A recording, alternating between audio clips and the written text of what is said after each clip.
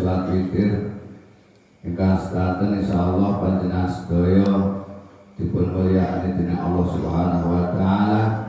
Raten panjenengan sedaya sampun bener-bener lampahi perintahipun Allah ingkang arupi poso ana ing bulan suci Ramadan. Lan salajengipun fadilah tarawih ingkang nomor 17 wa bilailati sabiata syara lan ing dalem wengi kang kaping 17 yata den paringi sapa wong yata diparingi sapa wong misla sawabil anbiya'i ing padane ganjarane para nabi. Iki jelas sifat welas asih Allah, sifat kasih sayangi Allah kagem makhluk kagem manungsa ingkang purun nglampahi punapa ingkang dipun perintah dening Allah.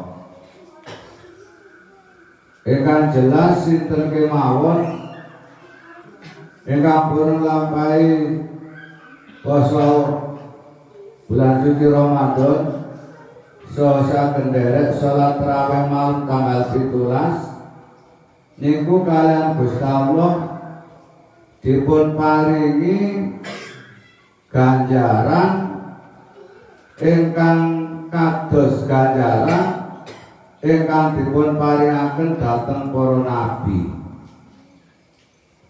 Ing mangka para nabi menika makhluk Allah ingkang dipun cintai, makhluk Allah ingkang sangat dimulyakne dening Allah, makhluk Allah ingkang bener-bener asal kenikmatan benjang wonten ing akhirat.